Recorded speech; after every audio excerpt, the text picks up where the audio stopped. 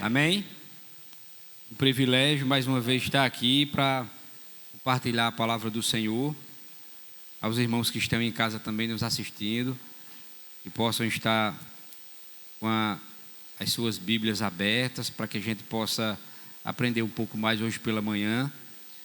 Hoje o presbítero Neto não está aqui devido ao nascimento do seu filho Tiago. Nós não vamos continuar o estudo do livro de Hebreus, que aí está a cargo dele. E hoje nós vamos tratar sobre esse assunto, um assunto um tanto quanto delicado, mas oportuno para as nossas vidas. Nós vamos tratar sobre o poder destruidor do pecado e a bem-aventurança do homem perdoado. Então, vamos tratar aí de dois assuntos: pecado e perdão. Então, que os irmãos possam estar atentos para ouvir aquilo que Deus quer falar nessa manhã com cada um de nós. Amém? E para isso eu queria que você abrisse a sua Bíblia em Salmos, Salmo número 32. Nós vamos estar baseando nosso estudo hoje pela manhã no Salmo 32. Nós vamos ler todo o Salmo.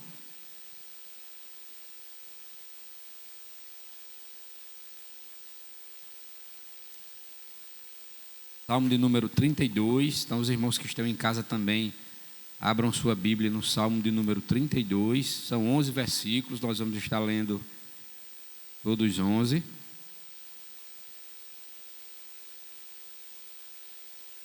Amém? Diz assim a palavra do Senhor: Bem-aventurado aquele cuja iniquidade é perdoada, cujo pecado é coberto. Bem-aventurado o homem a quem o Senhor não atribui iniquidade e em cujo espírito não há dolo. Enquanto calei os meus pecados, envelheceram os meus ossos, pelos meus constantes gemidos todo dia. Porque a tua mão pesava dia e noite sobre mim, e o meu vigor se tornou em sequidão de estio. Confessei-te o meu pecado, e a minha iniquidade não mais ocultei.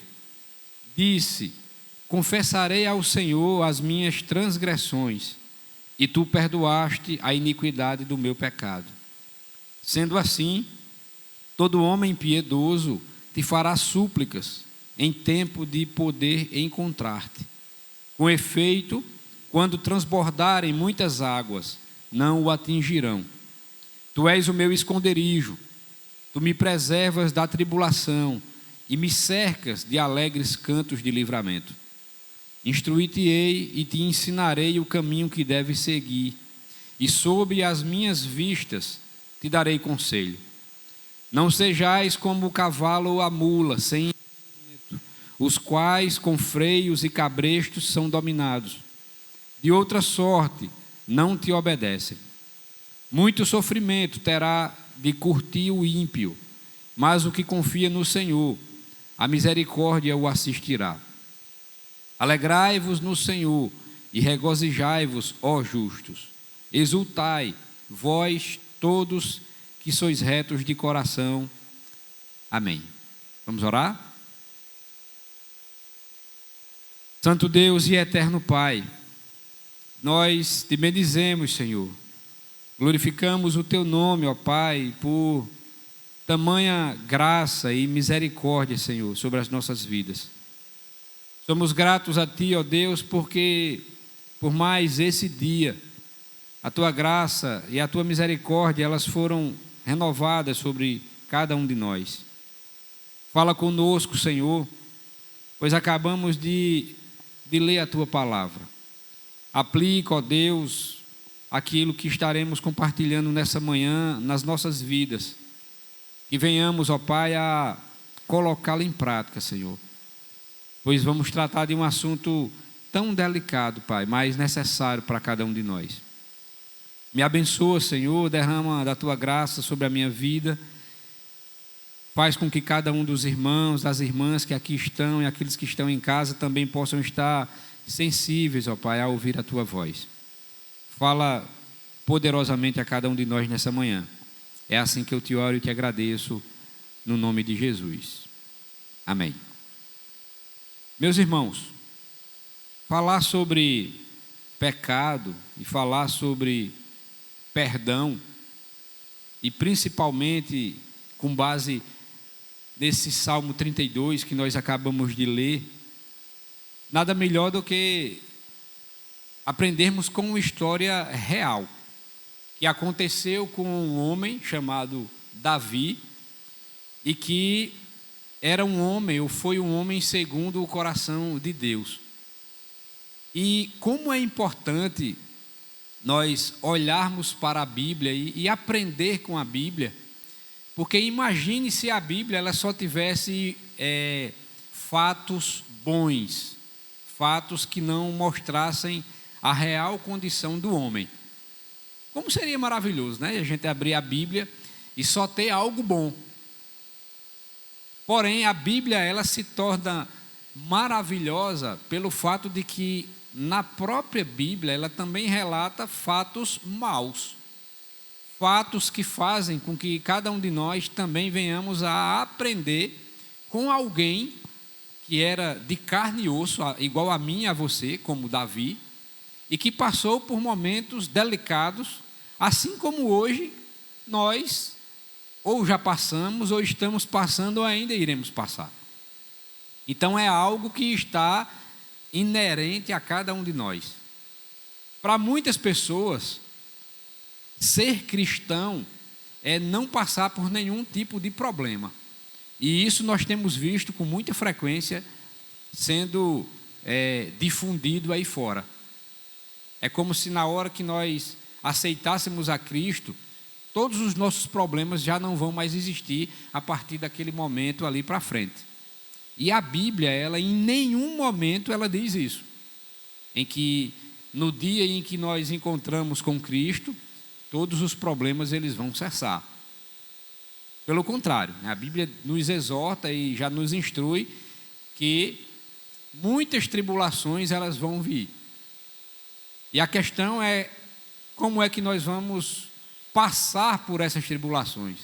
Como é que nós vamos encarar essas tribulações durante toda a nossa vida cristã, a partir daquele momento em que nós conhecemos a Cristo. Então, assim como Davi, nós não estamos blindados. O pecado está diante de nós todos os dias. Eu não sei se os irmãos já pararam para refletir o quão bom é quando nós ou perdoamos alguém ou somos perdoados. Que alegria existe nesse momento quando nós perdoamos alguém ou quando nós somos perdoados por alguém. Eu não sei se os irmãos já pararam para pensar também que é mais ou menos assim, quando nós estamos para perdoar alguém, nós levamos um fardo, e esse fardo ele está presente conosco em todos os momentos da nossa vida, durante cada dia da nossa vida, até aquele momento em que nós vamos perdoar alguém. Nós acordamos com aquele fardo, nós almoçamos com aquele fardo, nós trabalhamos com aquele fardo, nós vamos dormir com aquele fardo. Enquanto aquele fardo não se apartar de nós pelo perdão que nós ainda vamos fazer para com aquela pessoa, a nossa vida é um fardo. Da mesma forma, quando alguém nos perdoa por algo, e essa alegria do perdão, quando verdadeiramente nós perdoamos e somos perdoados, é o que nos torna pessoas felizes. É por isso que a felicidade ela não está vinculada ao dinheiro, por exemplo. Para muitas pessoas, a felicidade é ter dinheiro. Existe até aquele ditado que diz que o dinheiro não traz felicidade, mas compra muitas coisas que nos deixam felizes.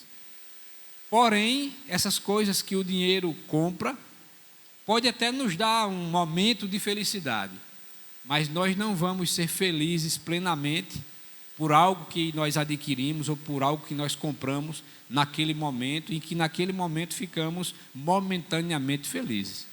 A verdadeira felicidade é simplesmente Cristo.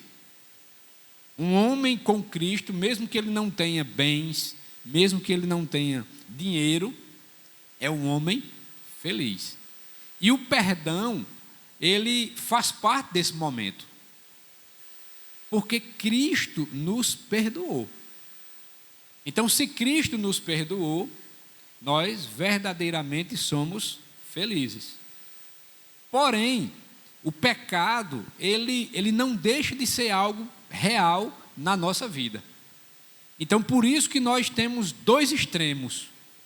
De um lado, nós fomos perdoados, vivemos felizes, mesmo que passando por tribulações.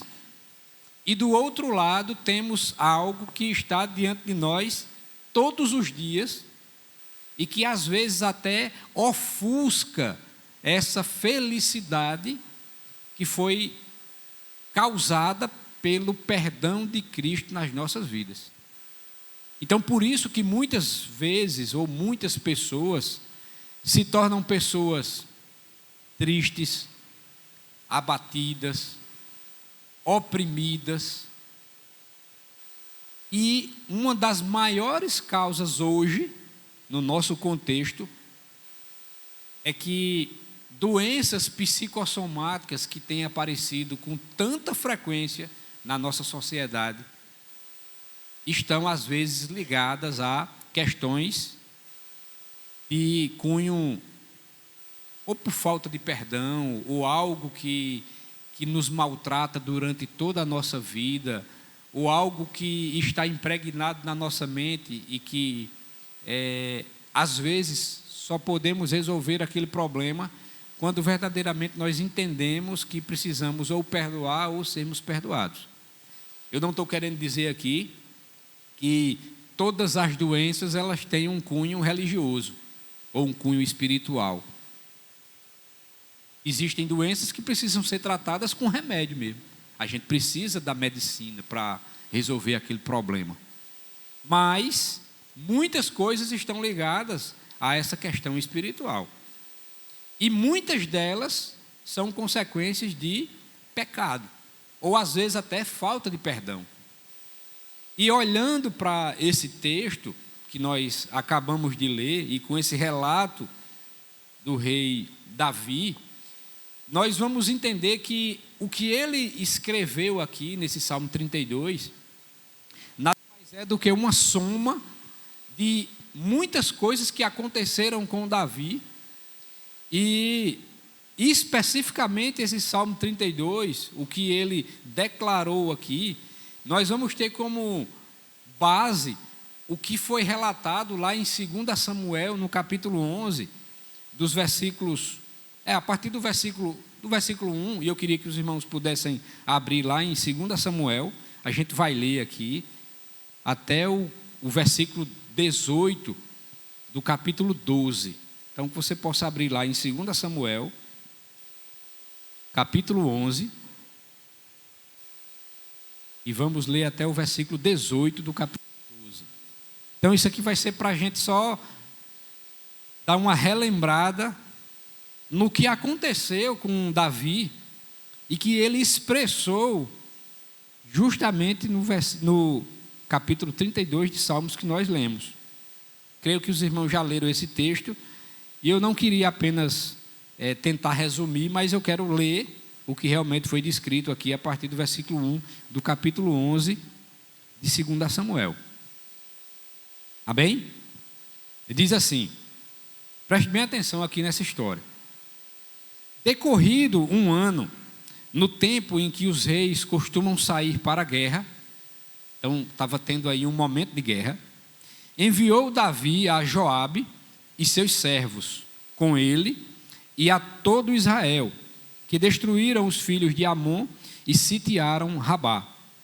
Porém, Davi ficou em Jerusalém. Uma tarde, levantou-se Davi do seu leito e andava passeando no terraço da casa real. Daí viu uma mulher que estava tomando banho. Era ela muito formosa. Davi mandou perguntar quem era. Disseram-lhe: é Batseba, filha de Eliã e mulher de Urias, o heteu. Então enviou Davi mensageiros que a trouxessem. Ela veio e ele se deitou com ela. Tendo-se ela purificado da sua imundícia, voltou para a sua casa. A mulher concebeu e mandou dizer a Davi: estou grávida. Então enviou Davi mensageiros a Joabe, dizendo: manda-me Urias, o heteu. Joabe enviou Urias a Davi. Vindo, pois, Urias a Davi, perguntou este como passava Joabe, como se achava o povo e como ia a guerra. Depois disse Davi a Urias: desce à tua casa e lava os pés. Saindo Urias da casa real, logo se lhe seguiu um presente do rei. Porém Urias se deitou à porta da casa real com todos os servos do seu senhor, e não desceu para a sua casa. Fizeram-no saber a Davi, dizendo: Urias não desceu à sua casa. Então disse Davi a Urias: não vens tu de uma jornada? Por que não desceste à tua casa? Respondeu Urias a Davi: a arca, Israel e Judá ficam em tendas. Joabe, meu senhor, e os servos de meu senhor estão acampados ao ar livre. E hei de eu entrar na minha casa para comer e beber e para me deitar com a minha mulher? Tão certo como tu vives e como vive a tua alma, não farei tal coisa. Então disse Davi a Urias: demora-te aqui ainda hoje, e amanhã te despedirei. Urias, pois, ficou em Jerusalém aquele dia e o seguinte. Davi o convidou e comeu e bebeu diante dele, e o embebedou. À tarde saiu Urias a deitar-se na sua cama, com os servos de seu senhor, porém não desceu à sua casa. Pela manhã, Davi escreveu uma carta a Joabe e lhe a mandou por mão de Urias. Escreveu na carta, dizendo: ponde Urias na frente da maior força da peleja e deixai-o sozinho, para que seja ferido e morra. Tendo, pois, Joabe sitiado a cidade, pôs a Urias no lugar onde sabia que estavam homens valentes. Saindo os homens da cidade e pelejando com Joabe, caíram alguns do povo, dos servos de Davi, e morreu também Urias o heteu. Então Joabe enviou notícias e fez saber a Davi tudo o que se dera na batalha. Deu ordem ao mensageiro, dizendo: se ao terminares de contar ao rei os acontecimentos desta peleja, suceder que ele se encolerize e te diga: por que vos chegastes assim perto da cidade a pelejar? Não sabíeis vós que haviam de atirar do muro? Quem feriu a Abimeleque, filho de Jerebuzete? Não lançou uma mulher sobre ele do muro um pedaço de mó corredora que morreu em Tebes? Por que vos chegastes ao muro? Então dirás: também morreu teu servo Urias, o heteu. Partiu o mensageiro e, chegando, fez saber a Davi tudo o que Joabe lhe havia mandado dizer. Disse o mensageiro a Davi: na verdade, aqueles homens foram mais poderosos do que nós e saíram contra nós ao campo. Porém, nós fomos contra eles até a entrada da porta. Então os flecheiros do alto do muro atiraram contra os teus servos, e morreram alguns dos servos do rei, e também morreu o teu servo Urias o heteu. Disse Davi ao mensageiro: assim dirás a Joabe: não pareça isto mal aos teus olhos, pois a espada devora tanto este como aquele. Intensifica a tua peleja contra a cidade e derrota-a, e tu anima a Joabe. Ouvindo, pois, a mulher de Urias que seu marido era morto, ela o pranteou. Passado o luto, Davi mandou buscá-la e a trouxe para o palácio. Tornou-se ela sua mulher e lhe deu à luz um filho. Porém, isto que Davi fizera foi mal aos olhos do Senhor. Capítulo 12. O Senhor enviou Natã a Davi. Chegando Natã a Davi, disse-lhe: Havia numa cidade 2 homens, um rico e outro pobre. Tinha o rico ovelhas e gado em grande número, mas o pobre não tinha coisa nenhuma, senão uma cordeirinha que comprara e criara, e que em sua casa crescera, junto com seus filhos. Comia do seu bocado e do seu copo bebia. Dormia nos seus braços e a tinha como filha.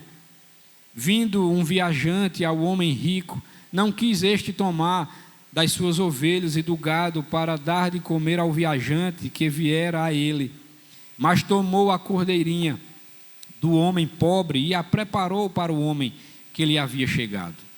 Então o furor de Davi se acendeu sobremaneira contra aquele homem e disse a Natã: tão certo como vive o Senhor, o homem que fez isso deve ser morto, e pela cordeirinha restituirá 4 vezes, porque fez tal coisa e porque não se compadeceu. Então disse Natã a Davi: tu és o homem. Assim diz o Senhor, Deus de Israel: eu te ungi rei sobre Israel, e eu te livrei das mãos de Saul. Deita-te à casa do teu senhor, e as mulheres de teu senhor em teus braços, e também te dei a casa de Israel e de Judá. E se isto fora pouco, eu teria acrescentado tais e tais coisas. Por que, pois, desprezaste a palavra do Senhor, fazendo o que era mal perante ele? A Urias o heteu feriste a espada, e a sua mulher tomaste por mulher, depois de o matar com a espada dos filhos de Amon. Agora, pois, não se apartará a espada jamais da tua casa, porquanto me desprezaste e tomaste a mulher de Urias o heteu para ser tua mulher. Assim diz o Senhor: eis que da tua própria casa suscitarei o mal sobre ti, e tomarei tuas mulheres à tua própria vista, e as darei a teu próximo, o qual se deitará com elas em plena luz deste sol. Porque tu o fizeste em oculto, mas eu farei isto perante todo Israel e perante o sol. Então disse Davi a Natã: pequei contra o Senhor. Disse Natã a Davi: também o Senhor te perdoou o teu pecado, não morrerás. Mas posto que com isto deste motivo a que blasfemasse os inimigos do Senhor, também o teu filho que te nasceu morrerá. Então Natã foi para a sua casa. E o Senhor feriu a criança que a mulher de Urias dera à luz a Davi, e a criança adoeceu gravemente. Buscou Davi a Deus pela criança, jejuou Davi, e vindo, passou a noite prostrado em terra. Então os anciãos da sua casa se já chegaram a ele, para o levantar da terra. Porém ele não quis e não comeu com eles. Ao 7º dia, morreu a criança, e temiam os servos de Davi informá-lo que a criança era morta, porque diziam: eis que, estando a criança ainda viva, lhe falávamos, porém, e não dava ouvidos à nossa voz. Como, pois, lhe diremos que a criança é morta? Porque mais se afligirá. Amém. Meus irmãos, é um texto longo, porém, ele retrata algo que Davi expressou justamente nesse relato do Salmo 32, que foi esse salmo que nós lemos como o nosso texto base. E qual é agora o contexto em que Davi, no Salmo 32, ele escreve esse salmo? A partir do capítulo 11, que nós lemos agora, de 2 Samuel, até o versículo 18 do capítulo 12, qual é o contexto aqui? Estava existindo uma guerra, e Davi mandou todos os seus homens, inclusive Urias, que era um dos seus soldados mais fiéis e homem valente, e foram todos para essa grande batalha. Porém, Davi ficou no palácio, e ao estar ali caminhando pelo palácio, ele vê de longe uma mulher, e a Bíblia diz que ela era muito formosa, tomando banho. E automaticamente Davi desejou aquela mulher. E ele manda seus mensageiros ir até aquela mulher, procuram saber quem era ela, e logo após esse retorno de dizer quem era, e aí é citado o nome dela e de quem ela era esposa, Davi manda trazer essa mulher. E a Bíblia não relata como foi essa aproximação de Davi com Batseba, porém a Bíblia é bem clara, objetiva em dizer que Davi deitou-se com ela. E logo após, passado o período normal de tempo, a mulher manda avisar a Davi que está grávida. E imagine o problema agora, porque naquele contexto, uma mulher grávida, em que o seu marido não se deitou com ela, até porque Urias estava na guerra, praticamente essa mulher que teria cometido adultério, ela seria apedrejada. Seria o resultado final de alguma mulher que, casada, fizesse algo dessa natureza. E aí Davi começa agora a ter um grande problema, porque o seu marido, o marido de Batseba, não estava lá, e não foi ele que engravidou a sua esposa. E aí Davi começa agora a pensar como resolver esse problema. E aí ele manda Joabe, manda mensageiros a Joabe, para que Joabe pudesse mandar Urias de volta. E aí os mensageiros passam o recado e mandam Urias de volta. E Urias chega lá. E aí Davi pede para que ele pudesse descansar um pouco, indo para casa, para ter pelo menos um momento de descanso. E Urias, por ser muito fiel ao rei, o próprio Urias se recusa a fazer isso. E aí na cabeça de Urias ele pensa assim: nós estamos nesse momento passando por uma guerra, a guerra está lá acontecendo, e eu não tenho como vir, achar que está tudo tranquilo, tudo bem, e passar um final de semana na minha casa, como se nada estivesse acontecendo. Isso foi o pensamento de Urias. E aí, mais uma vez, o plano de Davi é frustrado, porque aquilo que ele queria que Urias fizesse, que era para ir para sua casa e se deitar lá com a sua esposa, não deu certo. Então Davi agora parte para uma segunda tentativa. Faz o seguinte, Urias, então não vá agora não, passa mais um tempinho. E aí ele chama Urias para dar uma pequena festa e embebeda Urias. E aí, na mente de Davi, provavelmente eles, agora Urias está bêbado, eu vou mandar ele para casa, provavelmente ele vai se deitar lá, não vai nem se lembrar se houve algum relacionamento com a sua esposa e está resolvido o problema.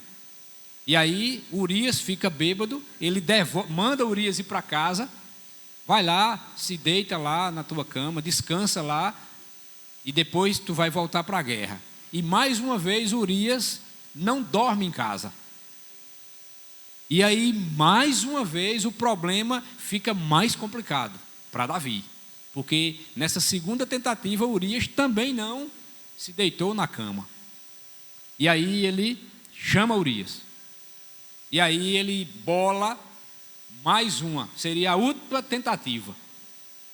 Ele escreve uma carta para o seu comandante que está lá na guerra, Joabe, para que Joabe pudesse colocar Urias na frente lá, no contexto mais delicado da guerra. E aí escreve essa carta. E como é interessante, porque o próprio portador da carta praticamente está levando a sua sentença de morte. O próprio Urias. Só que ele não sabe, que ele não pode abrir a carta. Ele apenas leva a carta como mensageiro do rei para entregar nas mãos de Joabe. E Joabe, ao abrir a carta, a ordem era essa: coloca Urias na frente lá no pior lugar, para que praticamente ele morra. E Joabe atendeu aí a ordem do rei e colocou Urias lá na frente de batalha. E o resultado é que Urias morreu. E aí Joabe manda os mensageiros lá dizer ao rei: várias pessoas morreram, tal, né? Estamos numa guerra e Urias morreu. Pronto. Era aquilo que Davi queria, porque agora a mulher ficou viúva e Davi trouxe para se casar com essa mulher. E aí ficou tudo resolvido. Ok, o tempo passa. E Davi, sabendo que fizera algo que foi mal perante o Senhor, ele não se arrependeu. Ele não pediu perdão ao Senhor. E aí vocês começam a já pegar esse contexto e aplicar no Salmo 32, que a gente vai chegar nele já já. E aí Davi, em nenhum momento, de todo esse plano de praticamente matar Urias e resolver o problema, Davi em nenhum momento se arrependeu e pediu perdão ao Senhor. E o tempo passou. E é interessante que até o final do capítulo 11 de 2 Samuel, Davi não tinha tomado nenhuma atitude para se aproximar ou ajustar as contas com Deus. Até então, nenhum momento. Só que no início do capítulo 12, o que acontece? Como Davi não buscou ao Senhor, aí Deus disse: agora eu vou lhe buscar. Então, o versículo 1 do capítulo 12 diz assim: o Senhor enviou Natã a Davi. Então, se a gente aplicar na nossa vida hoje, a gente já tem, no mínimo, uma grande lição. Se nós estamos com algo a ser resolvido perante um irmão ou até perante Deus, se nós não o buscarmos primeiro, Ele vai nos buscar. Não tem lugar em que nós venhamos a nos esconder. Não tem. Você pode viajar para a China, para o Polo Norte, lá no meio do gelo, fazer uma casinha daquela, como os iglus fazem em si. Deus não encontra lá. Então, se nós não formos até Ele para resolver esse nosso problema, Ele vai até nós. Ele vai nos encontrar. Pode passar 1 ano, 10 anos, 20 anos, 30 anos. Ele vai chegar até nós. Um dia Ele chega. Foi o que aconteceu aqui com Davi. Passou todo esse tempo, a Bíblia não diz aqui quanto tempo foi, mas Davi não se achegou a Ele. Então Ele se achegou a Davi. E aí mandou Natã. E é interessante que Natã não chegou lá dizendo o que Davi havia acontecido, ou o que Davi havia feito. Ele preparou o terreno para tentar pegar Davi. E aí qual foi a história que ele contou? Aí é o que a gente vê no capítulo 12. Natã disse que existia lá um rico e um pobre, e que esse rico recebeu um visitante. E esse rico tinha muitas posses, muitos bens, e tinha algo a poder oferecer a esse visitante, como muito gado, muitos cordeiros.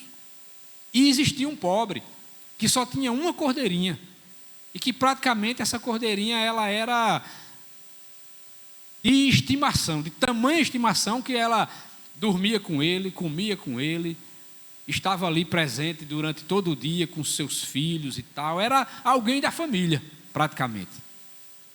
E esse rico tinha muitas posses. E o costume é que quando recebia algum visitante, oferecia algo. No mínimo um banquete para aquele visitante. E chegou esse visitante na casa desse rico. E o rico, ao invés de pegar já que ele tinha muitas posses, e fazer um banquete para esse visitante, esse rico, ele foi naquele pobre e tirou a única cordeirinha que esse homem pobre tinha, e matou, e deu a esse visitante. E aí Davi, na mesma hora em que o profeta Natan estava falando isso, o que a gente às vezes até também tem, né, aquela ideia de justiça, automaticamente o senso de justiça falou mais alto. E aí na mesma hora Davi disse: oxê, esse cabra devia ser morto agora. Quem foi esse cabra que fez um negócio desse? Aí Natan disse: você. Imagina, depois de um tanto quanto de tempo que a gente não sabe, e achando que estava tudo escondido, tudo certinho, porque a única pessoa que seria prejudicada seria aquele que morreu, foi Urias. Ninguém sabia de nada, mas Deus sabia. E aí o Natan disse: ô Davi, esse homem é você. E na mesma hora Davi disse: pequei. Só que levou esse tempo para que Davi pudesse reconhecer isso. E aí Natan ainda passa o recado e diz: ó, esse filho que a tua esposa está esperando vai morrer. E é tão tal que é o que a gente leu até o versículo 18, realmente o filho, depois que nasceu, passado alguns dias, ele morreu. E aí a gente volta para o Salmo 32. E aí esse Salmo 32 é justamente essa confissão de Davi, por conta desse contexto que aconteceu com ele, e o que a gente viu aqui em 2 Samuel. Então esse salmo, ele é um salmo didático, porque ele é um salmo de confissão, quando Davi confessa o seu pecado, e automaticamente ele também é um salmo de absolvição, porque Deus perdoou os pecados de Davi, mesmo que tenha sido num contexto tão complicado, né? Mas Deus perdoou. Então a estrutura do salmo, ela é basicamente essa. Versículo 1 e 2, bem-aventurado no perdão. 3 e 4, definhando, porque a gente vai entender o porquê que Davi estava definhando. Versículo 5, confissão. 6 e 7, o Senhor é um esconderijo. 8 e 9, uma instrução que o Senhor passa, não só para Davi, mas para a gente também. E 10 e 11 são provérbios de confiança no Senhor. E o contexto, basicamente, está resumido aqui, mas foi isso que a gente leu, né? Davi comete adultério, depois tem esse embate aí de Davi e Urias, depois a morte de Urias, depois Davi se casa com Batseba. 2 Samuel capítulo 12, a gente vê que Natan repreendeu a Davi, e logo após a morte do filho de Batseba. E aí chega em quais pecados foram cometidos por Davi. E como isso é delicado, meus irmãos. No mínimo, Davi cometeu esses 3 pecados aí. Primeiro, o adultério, que foi quando ele viu Batseba tomando banho e desejou, até chegar realmente ao ato, que deitou-se com ela e realmente ela engravidou. Então, Davi cometeu adultério.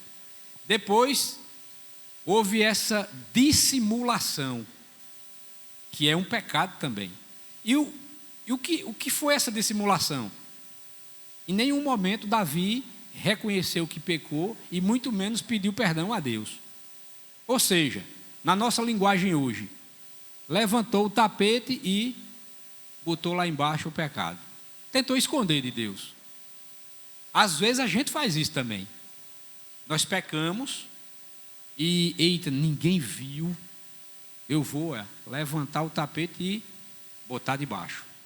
Nós estamos incorrendo no pecado da dissimulação, igual Davi fez, porque ele planejou tudo, mas em nenhum momento ele foi claro de se voltar ao Senhor.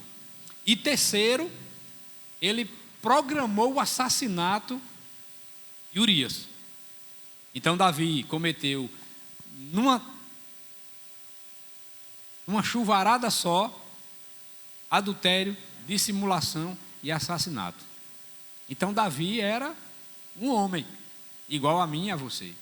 Ele não era um super crente, ele não estava blindado, era igual a mim e a você. Esses foram os 3 pecados de Davi. E aí, quais as consequências do pecado? Eu tinha colocado no início uns outros textos complementares, mas se a gente for ler aí, passaria o restante do dia aqui, mas os textos são que a gente viu, quer dizer, não chegou a ver, mas em Gênesis, no capítulo 2, versículo 25 até 3, capítulo 3, versículo 11, não precisa de abrir, e Romanos 3, do 10 até o 26, para que a gente possa entender mais ou menos, aí vai ser rapidinho, para que a gente possa entender mais ou menos quais são as consequências do pecado. No texto de Romanos, no capítulo 3, a partir do versículo 11, nós vamos ver aqui que o pecado ele afetou o entendimento humano, a capacidade de raciocinar, a capacidade de pensar, foi tudo desvirtuado pelo pecado. Então, essa ideia de que o pecado ele afetou o nosso entendimento humano, é que a nossa capacidade de pensar, ela está maculada por conta do pecado. Quer ver um exemplo bem prático, que inclui a mim e a todos nós? Alguém aqui já pensou em fazer mal a alguém? Eu já. Todo mundo. Porque o nosso raciocínio, a nossa forma de pensar, ela foi maculada pelo pecado. Um exemplo, se eu passar aí perto de você agora e der um pisão no seu pé, assim, eu tenho vontade própria de ir aí agora, o desejo de pisar. Será que a sua vontade não seria o mínimo pisar no meu também? Então a nossa mente ela foi maculada pelo pecado, a nossa forma de pensar. Porque eu quero pagar com a mesma moeda que você fez aquilo comigo. Então isso a gente vai ver, se a gente depois os irmãos podem abrir, em Romanos no capítulo 3, versículo 11. Aí o versículo 12 diz que, de Romanos, diz que o pecado tornou o ser humano corrupto. Você já parou para pensar que às vezes tudo aquilo que a gente quer fazer com alguém, a gente quer ter vantagem? Você não quer perder nada. E às vezes, para chegar onde eu quero, eu começo a dar um jeitinho. E às vezes esse jeitinho não é um jeito lícito, não é algo legal, é algo ilícito e algo ilegal. Porque o coração do homem é corrupto por conta do pecado. Então eu tento dar um jeitinho, às vezes mesmo que seja coisa errada, e eu sei que é errado, mas eu vou lá e tento fazer. Como se ninguém estivesse vendo, mas Deus está. Por quê? Porque o nosso coração é corrupto por conta do pecado. Isso vai estar lá no versículo 12 do capítulo 3. Uma outra, suas palavras são sempre enganosas. O pecado faz isso com a gente.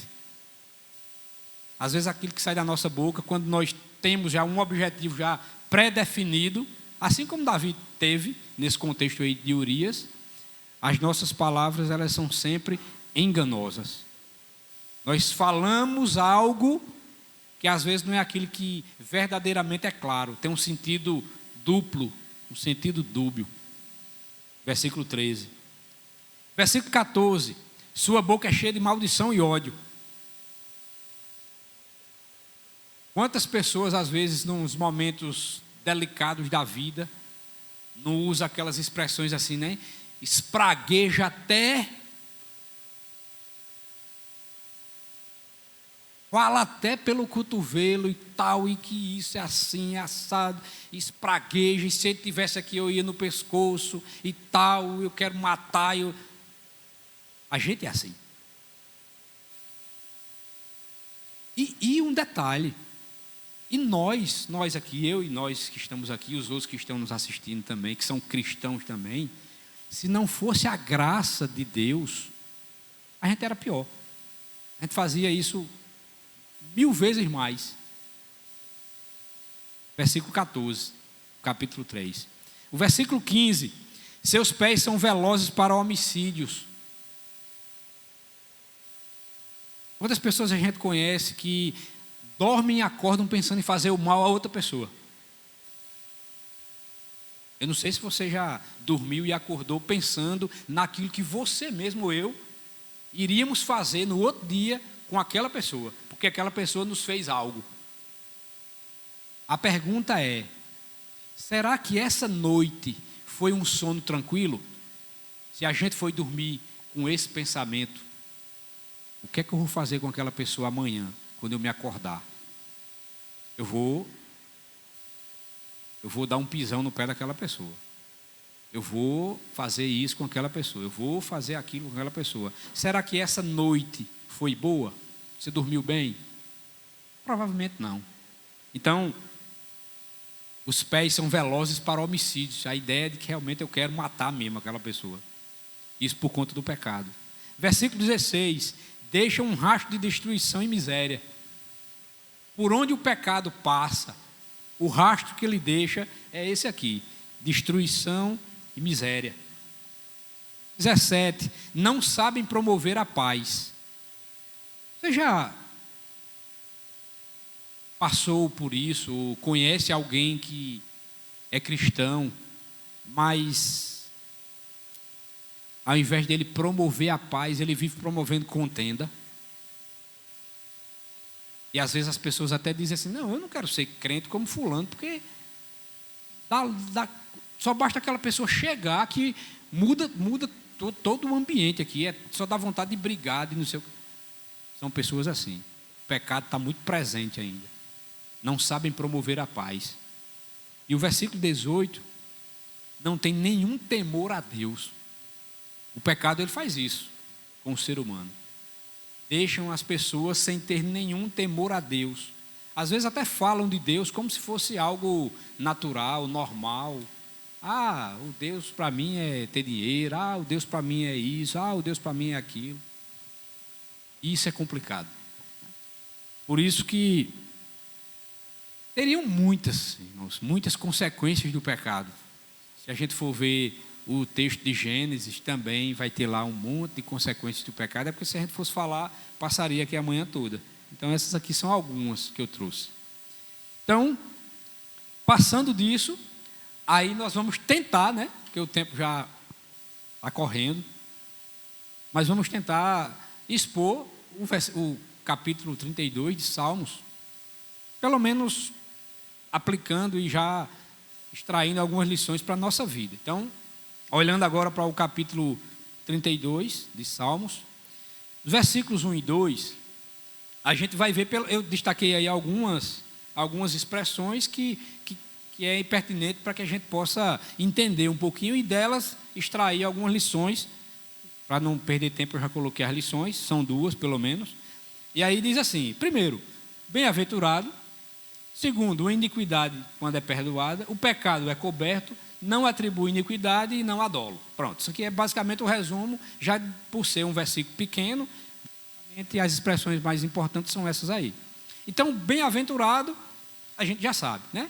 Muito mais do que feliz. Mas o homem, quando recebe o perdão, e não por cometer o pecado, lógico. Por isso que trata de perdão e pecado. Então, quando nós recebemos o pecado de Deus, nós somos, ele já começa o versículo 1, dizendo bem-aventurado. E essa bem-aventurança é quando a nossa iniquidade ela é perdoada. Então, no contexto de Davi, como a gente viu ali, pelo menos 3 pecados ele cometeu, mas Deus o perdoou. E a gente viu esse relato lá em 2 Samuel, quando o profeta Natan disse que os pecados de Davi foram perdoados. Ele só deixou um porém, né? Porém, o que ia acontecer na vida de Davi. Mas os pecados foram perdoados. Os pecados foram cobertos, e esses pecados que foram cobertos, e é diferente de ser encoberto, existe diferença, é que o próprio Cristo, ao morrer por cada um de nós, ou seja, ele pagou o pecado que era meu e seu.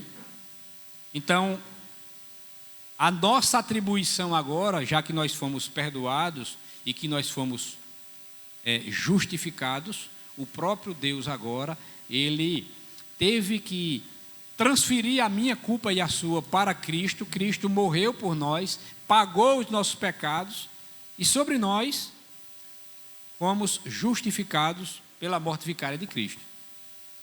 Então, esse pecado ele foi coberto por Cristo, porque era para que cada um de nós, eu e você, estivéssemos ali na cruz, pagando pelos nossos pecados. Mas Cristo pagou os pecados pela minha vida e pela sua vida. E aí, pelo fato de Cristo ter pago os nossos pecados, Deus não atribui a cada um de nós iniquidade. Porque Cristo pagou os pecados ali na cruz, por mim e por você. E é interessante que, quando nós olhamos já para o versículo 2, até porque essas lições são dos versículos 1 e 2, o versículo 2 também começa dizendo que bem-aventurado o homem a quem o Senhor não atribui iniquidade, foi o que a gente falou até agora, e cujo espírito não há dolo. Então não é simplesmente que, quando o Senhor não atribui ao homem apenas iniquidade, mas que na nossa vida também não pode existir dolo. E o que é dolo? Eu não sei se vai dar para ler, deixa eu ver se... mas eu acho que não vai dar para ler não, mas eu coloquei aqui uma diferença do que é dolo e do que é culpa. E diz assim: dolo é a conduta voluntária e intencional de alguém que, praticando ou deixando de praticar uma ação, objetiva um resultado ilícito ou causar dano a outrem. Então, o que é dolo? Deixa eu ler o que é culpa. Culpa é a conduta voluntária, porém descuidada, de um agente por causa de um dano involuntário, previsível ou previsto a outrem. Deixa eu tentar explicar rapidinho aqui o que é dolo e o que é culpa.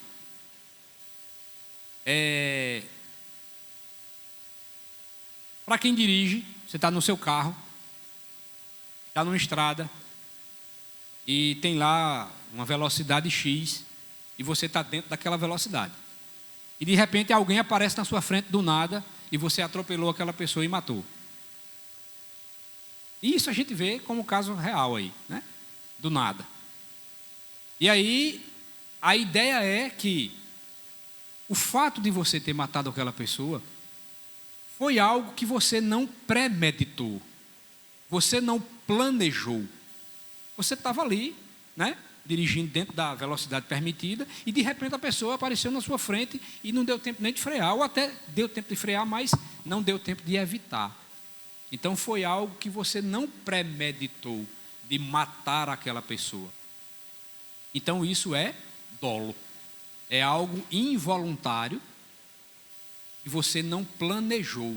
Porém, o fato realmente aconteceu, aquela pessoa morreu. Aí o que é culpa? Culpa é: eu estou espiando alguém, estou no meu carro, quero matar aquela pessoa. E eu vou ficar aqui só na espreita. Na hora que aquela pessoa for atravessar a rua, eu vou acelerar meu carro e vou passar por cima daquela pessoa, porque eu quero matar aquela pessoa. Aí isso é culpa. Porque eu tenho a intenção já pré-definida, pré-determinada em querer matar aquela pessoa. Então isso é culpa. Então dolo é algo que é involuntário. O objetivo não estava pré-definido. E a culpa não. A culpa é algo premeditado, é algo que eu quero fazer. Então, quando ele diz aqui que e cujo espírito não há dolo, é que naquele espírito daquele homem não existe a intenção já pré-determinada. Aí esse homem sim ele é bem-aventurado. Então, quais lições a gente pode aplicar? Primeiro, o genuíno sangue de Cristo nos cobre e nos purifica de todo o pecado. Então, não é nenhuma ação que eu faça que vai cobrir o meu pecado, ou que vai me transformar em alguém bem, bom. Não é. É simplesmente o sangue de Cristo que nos cobre e que nos purifica de todo o pecado. Uma segunda lição, também aí nos versículos 1 e 2. Quando o pecado é confessado e a absolvição acontece por causa de Cristo, Deus não retém tal pecado contra o pecador penitente. Deus não retém. Na hora que a gente confessa o nosso pecado a Cristo, Ele nos perdoa, nos absolve, mas Ele não fica dizendo assim, quando a gente cair de novo, tu lembra daquele dia que aconteceu isso, isso, isso e isso. Deus não passa no nosso rosto aquilo que um dia nós fizemos diante dele, que foi pecado. Então, quando o pecado é confessado e a absolvição realmente acontece, mas não por mérito meu, mas sim por conta de Cristo, Deus não retém o nosso pecado. Ele nos perdoa de verdade. Por isso que, no início, quando eu falei, quando a gente perdoa alguém, ou quando nós somos perdoados, dá aquela sensação que nós estamos mais maneiros, mais leves, porque aquele fardo foi tirado de nós. Então é assim que Cristo faz. Vamos para frente. Versículo 3 e 4.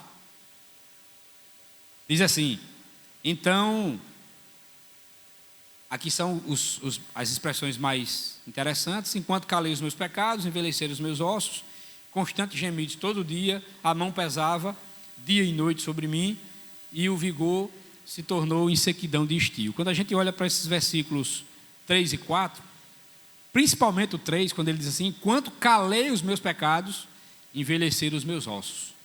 Lembra quando eu disse que muitas doenças hoje, psicossomáticas, podem ser causas de pecados ou algo que ficou mal resolvido lá atrás?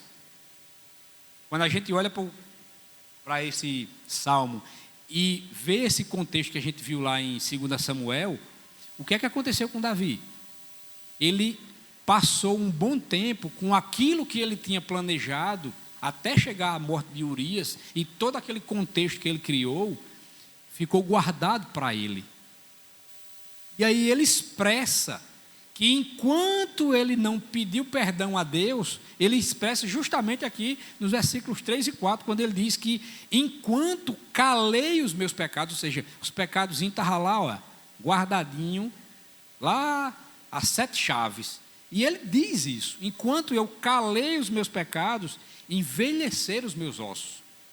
Será que desse acontecido até esse momento aqui de encontro com Natã, será que Davi estava dormindo bem todos os dias? Não estava. Será que a vida dele estava boa assim, ele feliz e tal? Ele podia até fazer isso para os outros que estavam vendo, mas lá no íntimo de Davi, ele estava vivendo isso aqui. É tão tal que o versículo 4, no final, diz que ele estava como se estivesse num deserto, quando ele diz aí, o meu vigor se tornou em sequidão de estio. A vida de Davi estava um deserto, e a mão do Senhor pesava sobre ele dia e noite. Aí dia e noite é o quê? É todo dia. São 24 horas por dia. Eu não sei quanto tempo foi aqui, se foi 1 ano, 2 anos, 10 anos, 20, não sei. Mas a certeza é que após esses pecados e após não ter confessado ao Senhor, a vida de Davi foi totalmente diferente. Dia e noite a mão do Senhor pesava sobre a vida de Davi, até o ponto de ele dizer que eu estou vivendo um deserto. A minha vida é um deserto. A gente pede bênção de Deus, e Deus às vezes concede sua bênção sobre a nossa vida. A gente pede saúde, a gente pede isso, e Deus às vezes, por sua misericórdia, concede. E às vezes a gente pede que a mão de Deus, a presença de Deus esteja sobre a nossa vida. Muito bem.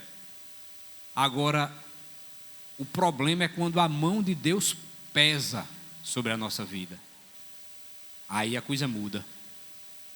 Uma coisa é eu ser abençoado por Deus em algo que eu estou almejando, que quero, e vivo uma vida feliz e tal, porque Deus está ali me abençoando e tal. O problema, irmãos, é quando a mão de Deus pesa. É por isso que muitas vezes a gente quer apenas as bênçãos de Deus, mas vivemos uma vida que contradiz aquilo que a gente quer de Deus. E aí, quando a mão de Deus pesa, aí não tem presidente da república, não tem deputado, não tem empresário, não tem ninguém que possa nos livrar dessa condição, quando a mão de Deus pesa sobre a nossa vida. E aí a lição é: Davi percebeu que a mão de Deus pesava sobre ele, detendo, né, assim, impedindo, embaraçando, frustrando o tempo todo. Os dias de tranquilidade passaram a ser tão desagradáveis quanto a aridez do deserto. Então Davi entendeu isso. E enquanto ele não abriu a boca, a vida dele foi um desastre. Deus estava, né, segurando ele, limitando ele. Por isso que ele compara a sua vida como sequidão de estio, deserto. Vamos correr. Versículo 5. E aí, aquilo que Deus esperava, e é o que espera de mim e de você, é quando a gente abre a boca e diz: pequei. Pronto. Enquanto a gente tenta botar debaixo do tapete, dissimular, ficar tapeando, tentando se esquivar de Deus e tal, e fica por ali, tentando, achando que um dia o tempo vai resolver, a gente pode estar vivendo em sequidão de estio. A mão do Senhor pode estar pesando sobre a nossa vida. Mas quando a gente diz: pequei, eu pequei, pronto, é isso que Deus quer. É isso que Deus quer ouvir. Foi o que Davi fez. E aí, quando ele diz assim, ó, versículo 5: confessei-te o meu pecado, e a minha iniquidade não mais ocultei, disse: confessarei ao Senhor as minhas transgressões, e tu perdoaste a iniquidade do meu pecado. Note que o versículo 5, ele é todo cheio de pronomes aí, né, possessivos. Ele diz assim: confessei-te o meu pecado. Davi deu nome ao pecado. É porque aqui não está escrito, mas Davi disse qual era o pecado dele, e ele disse: o meu pecado. Ele ainda disse mais: e a minha iniquidade. Depois, no final, ele ainda diz, no finalzinho diz: as minhas transgressões. E no final do versículo 5 ele diz: a iniquidade do meu pecado. Então Davi disse: é meu mesmo, não é de ninguém não, é meu. Então, enquanto ele não disse isso, a mão pesava.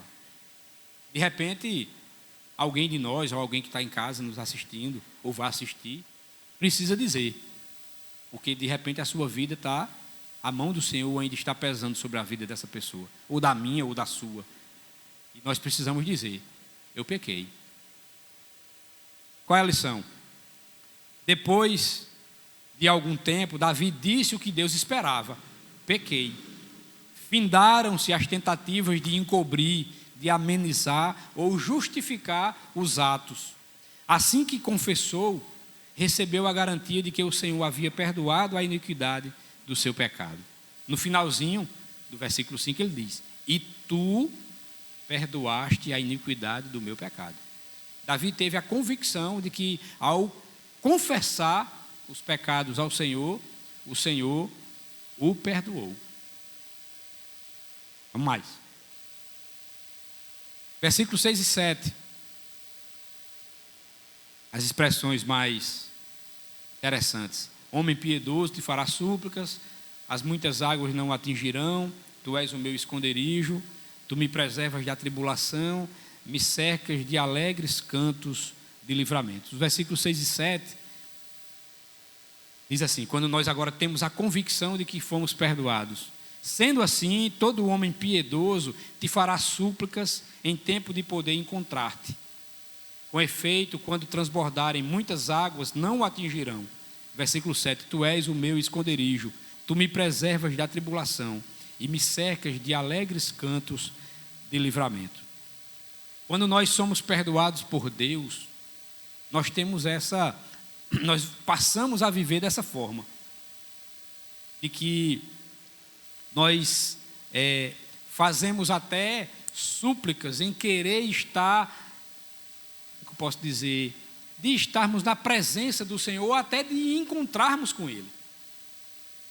Não é que nós vamos deixar de passar por tribulações, como ele diz aí no versículo 6, mas quando muitas águas transbordam, ou seja, a ideia de que tempestades, de que algo tenta mexer com a nossa vida, mesmo que isso aconteça, essas águas elas não nos atingirão, porque Deus está conosco.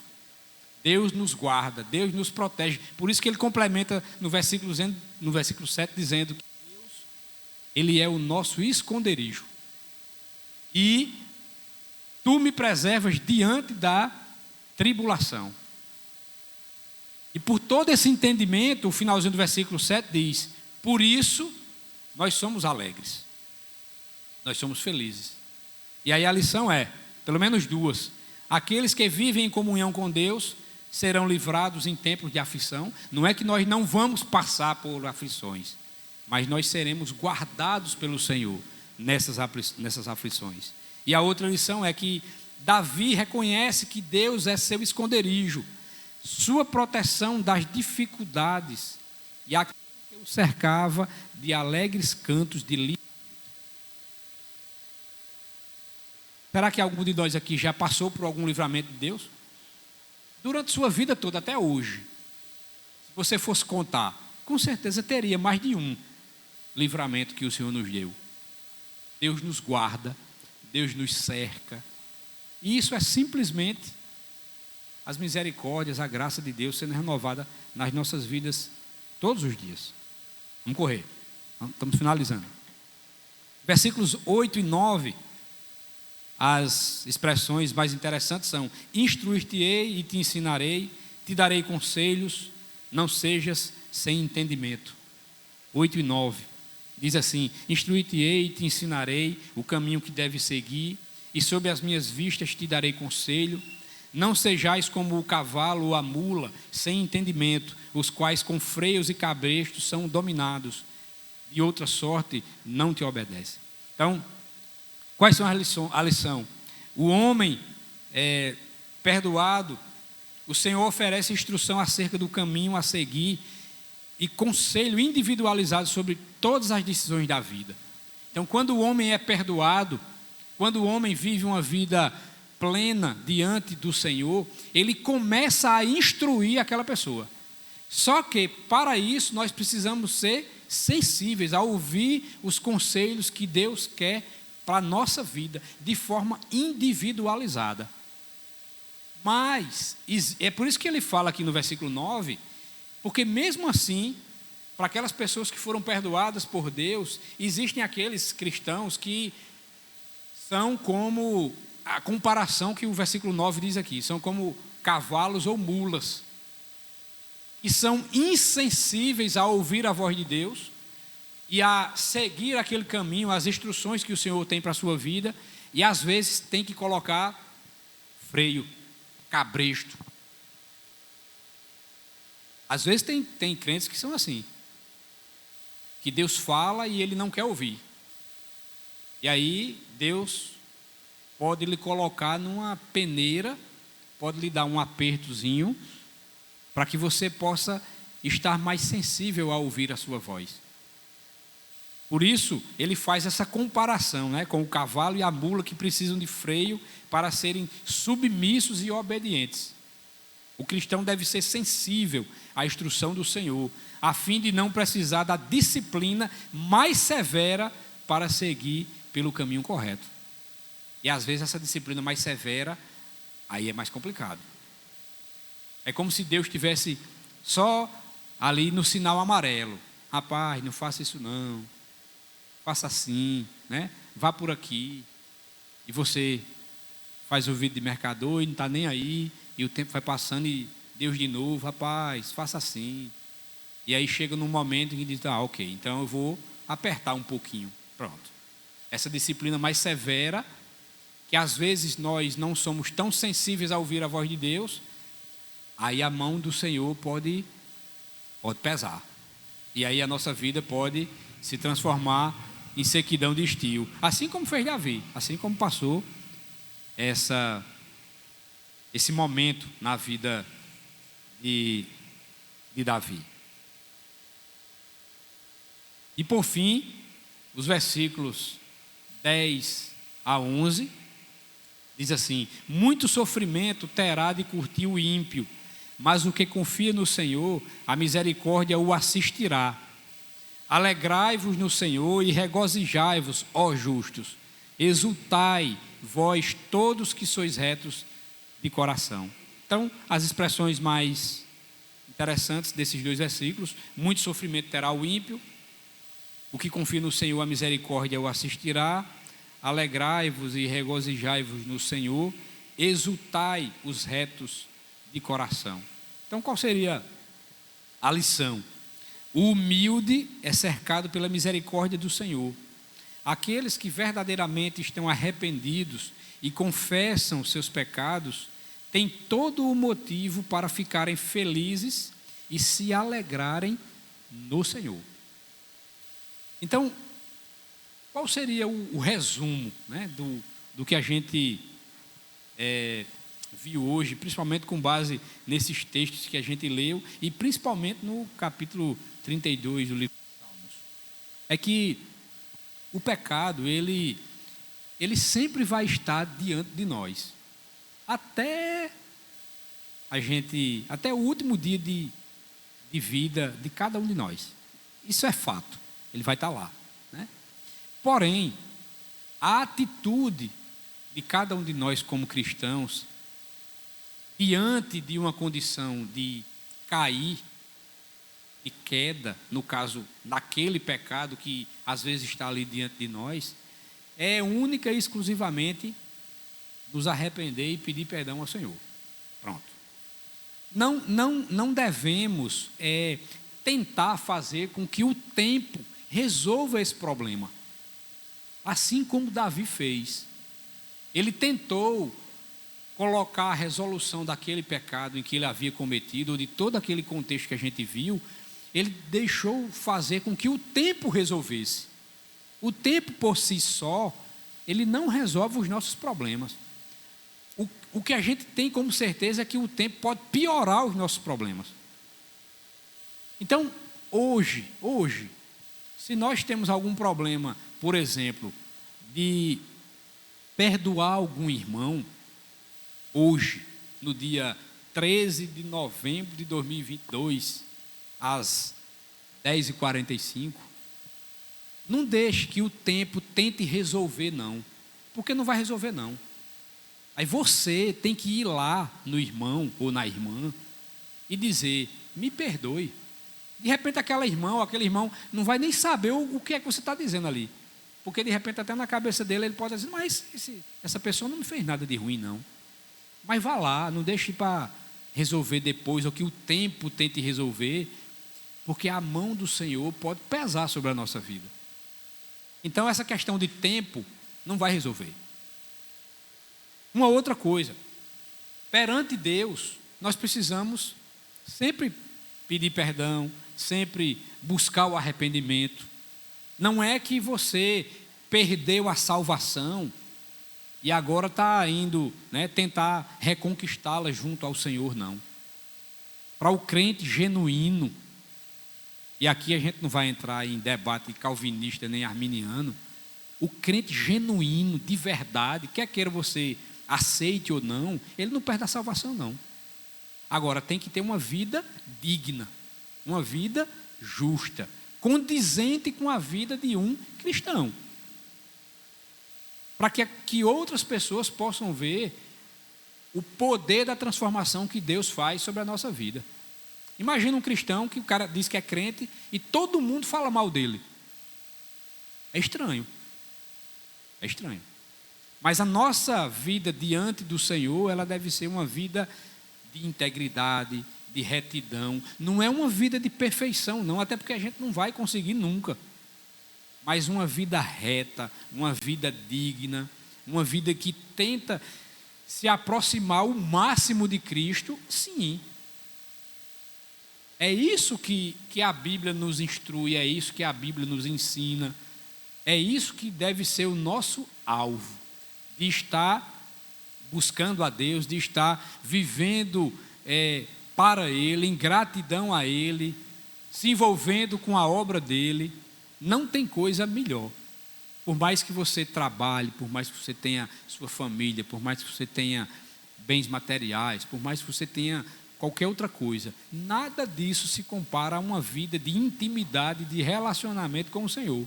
Porque não precisa disso para a gente ser feliz, de ter as coisas para ser feliz. Só basta essa intimidade, esse relacionamento com o Senhor, para sermos as pessoas mais felizes do mundo. Deveríamos ser assim. Não quer dizer que a gente não vai passar por problema, vai. Mas a nossa atitude diante do problema, quando temos a Cristo, são nesses momentos que verdadeiramente nós sabemos se estamos tendo uma vida de relacionamento ou não com o Senhor. Então, assim como Davi, e a Bíblia diz que Davi era um homem segundo o coração de Deus. E se a gente fosse olhar só para o que a gente leu aqui, a gente ia olhar para Davi e dizer, não, eu não entendo como Davi fez tudo isso e tal, e ainda Deus diz que Davi era um homem segundo o seu coração. Mas Davi se arrependia, Davi confessava os seus pecados, Davi se reconciliava com o Senhor. E se está faltando isso hoje na nossa vida, para que venhamos a ter essa vida plena, não vamos deixar para amanhã, que a gente já possa fazer isso hoje. Amém? Que o Senhor aplique a sua palavra no nosso coração e que sejamos assim, sensíveis a ouvir a voz de Deus e viver uma vida digna para com o Senhor. Vamos orar? Curva sua cabeça. Pai, nós te louvamos, Senhor. Somos gratos pela tua maravilhosa palavra, Deus. Aplica, Pai, nas nossas vidas, dia após dia, até o último dia do qual tu já tens escrito de como será a nossa vida. Que venhamos a viver uma vida plena diante de ti. Que vivamos, ó Pai, uma vida alegre diante de ti. Que mesmo que tribulações apareçam ou que aconteçam na nossa vida, nós precisamos entender que só em ti nós encontramos segurança. Só tu és o nosso esconderijo, és o nosso escudo, és a nossa proteção. Nos abençoa, Senhor, durante todo o restante desse dia. E fica conosco, Pai, falando grandemente aos nossos corações. É assim que eu te oro e te agradeço, no nome de Jesus. Amém.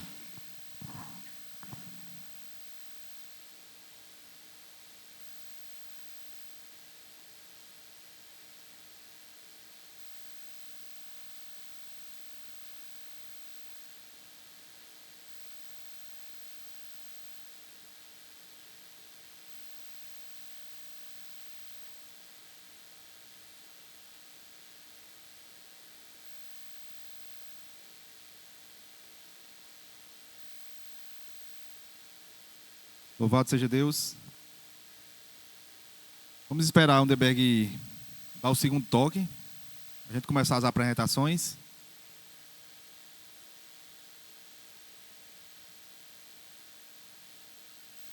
O Elton, pode ir lá com ele? O Elton, pode ver com o Underberg lá?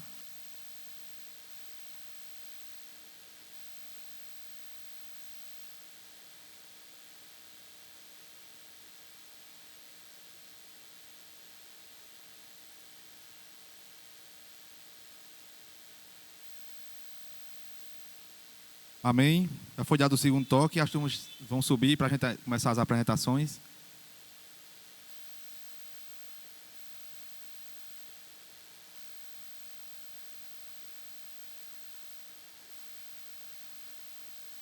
A turma Cordeirinho do Senhor. Eles ainda vão subir, né? Espera aí de subir.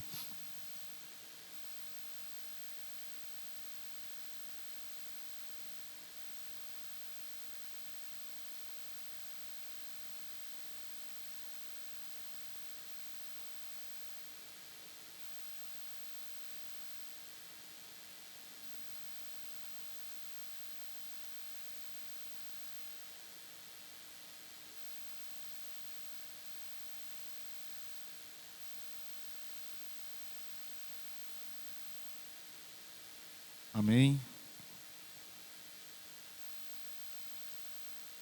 A turma do Cordeirinhos do Senhor vai apresentar?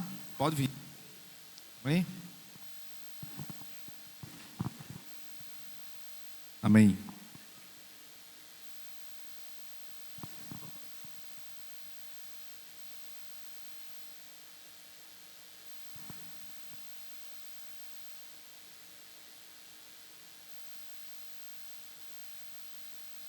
A paz do Senhor.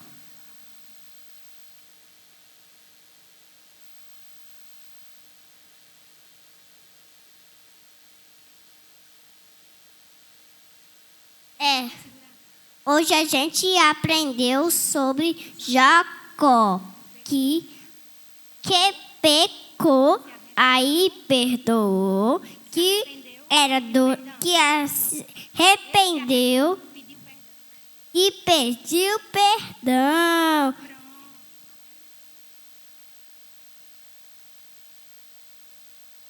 Jesus é presente de Deus.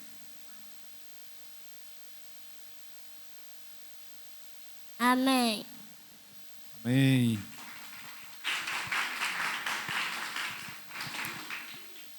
Louvado seja Deus.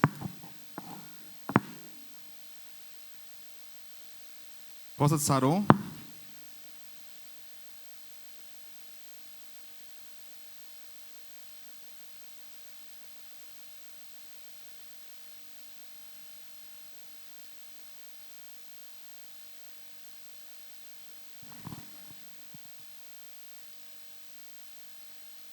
A paz do Senhor. Aprendemos hoje sobre a profecia sobre o Messias. Jesus cumpriu muitas profecias do Antigo Testamento quando veio ao mundo. O livro de Isaías está repleto de profecias sobre o futuro Salvador. O profeta Oséias afirmou que o Messias iria ser tão importante quanto Davi. Jesus também era chamado de Emanuel, que significa Deus conosco. O próprio Deus iria habitar com seu povo e mostrar como viver de modo agradável. Depois iria ser sacrificado pelos pecados de todos. Jesus também era chamado de Emanuel, que significa Deus conosco. O próprio Deus iria habitar com seu povo e mostrar como viver de modo agradável.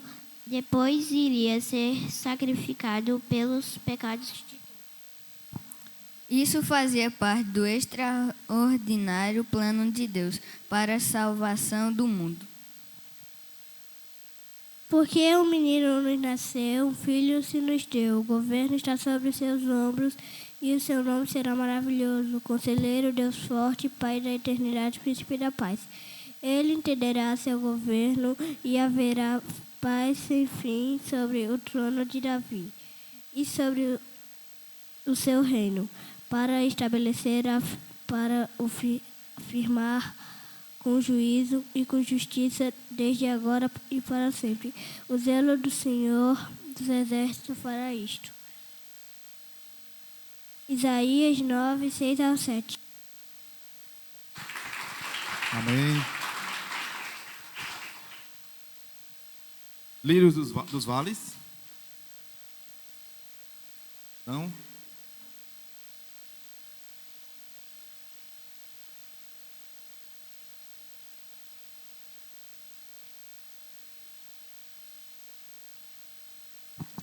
A paz do Senhor. Hoje aprendemos que Jonatas amava Davi e o protegeu até de seu próprio pai. Ele sabia que a vontade de Deus era que Davi fosse rei, mas isso não mudou a amizade que tinham. Eles fizeram uma aliança. Jonathan iria proteger Davi e este, como rei, iria usar de bondade para com Jonathan e sua família. Depois que Jonathan morreu e Davi se tornou rei em Israel, Davi cumpriu a sua promessa cuidando de Mefibosete, filho de Jonatas. Lá em 1 Samuel, capítulo 16, versículo 7,